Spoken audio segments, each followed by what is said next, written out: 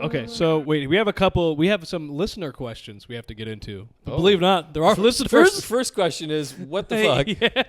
Yeah. This was someone sent this in. They said, "Can you guys talk about the challenges of getting booked before clubs, while you're in clubs, and after clubs?" So I think they're trying to say, like, at every level of comedy, what are the specific challenges to getting booked? Yeah. Which, I mean, we've been through Here's the thing. all of them. It never gets easier. Yeah, there's always a new challenge. I mean, Yeah. before clubs, I think before clubs, you're just trying to be funny. Like you said, in LA, you're kind of being seen at these mics and shows where you're like, I'm just trying to be funny so other people, comics to know I'm funny. Well, the thing early out, like what we always did was like you just have to produce your own show Yeah. because you're not going to get stage. No, you're not good enough to get booked. So you have to produce something where you can invite all your friends to, or you can try and go somewhere where you think there's going to be people, a bar or whatever. And then you get to meet other comics by booking them on your show. You get to watch better comics. Yeah, you start to level up because you're surrounding yourself with people better than you. Yeah. And but to your point, you get quality stage time by, well, if you performing. You have to be somewhere you can perform outside of open mics. Yes, sure. because perform for real people, even if it's if you're barely we're talking about career open micers. If you're only performing for open mic crowds, your comedy starts to get open micy, and it only works for other comics. Right. And you perform for a real crowd for the first time, and you just bomb because you're just a lunatic. Oh, those things are so different. Yeah, so you have to balance it or as early on as you can. It's funny. Speaking of this era of comedy, I was listening back to like some of my first open mic sets. Why were you doing that? Well, I don't cut myself, so you have to have something, have to have some form of self-harm. No, I've been posting them on my OnlyFans, which is people are like, please just show your asshole. Yeah. At that point. That's getting banned. They're like, just show your dick. My mom's like, just do sex stuff on here. Yeah, show your feet. I don't want this. But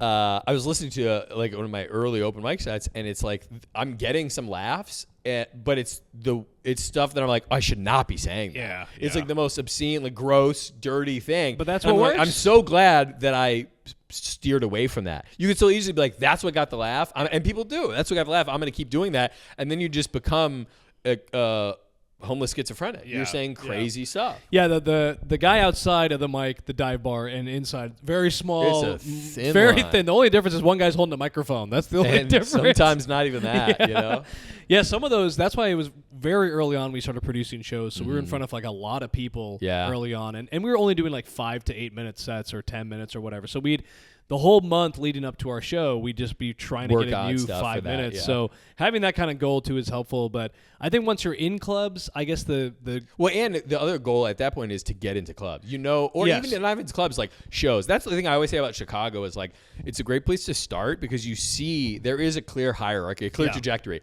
Okay, this is a bar show that's like lower level that I could probably get on early on. Yeah. Okay, this is a better show. I want to get on that. Once I do this show, then I want to start doing the clubs. When I do the clubs, then I want to do CYSK. It's like, there is a clear path. And same thing with the clubs. You're like, this club, let me start here. Then I can try to get into this club. Then I can do the suburbs, and I can go out. And a lot of these, we have so many suburb rooms now. We have like Comedy Vault. We have CG's. We have Rosemont. The two Oak Park clubs. Yeah. I mean, we have a lot of stuff that wasn't there even when we started. We were running a room in Oak Park for years. Yeah.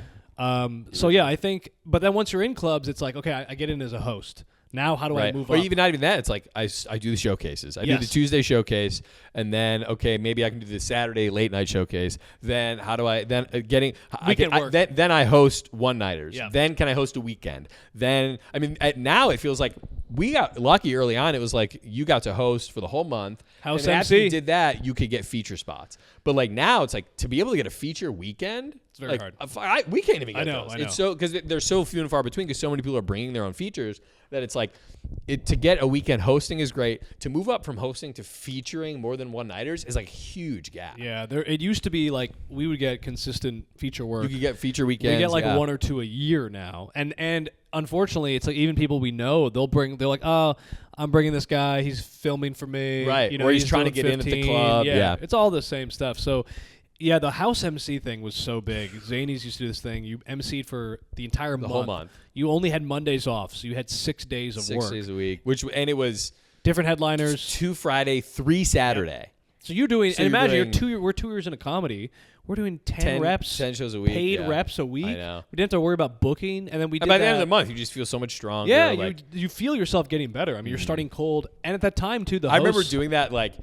the headliner on that third show Saturday, the headliner was yeah. like, "Oh my god, let's cancel this show." And I'm going, "No, dude, I really want the stage time. I'm only doing 10 minutes. You got to do 3 hours and we were, on a Saturday night." This is 8 years. Like Right. we're much younger. We can. Right. We're way more excited. These road dogs come in and they're Yeah. like, "It's midnight. They have to go do an hour." No, I mean now I think about it, you headline 2 shows. You're like, I'm good. yeah, A Having to do third hour yeah. is not what I want to be doing. But yeah, they used to do it. Zanies used to do that. They can't do it now because all these people come in with different types of shows too. There's like no host. There's a 2-person. It's a podcast. There's all these weird.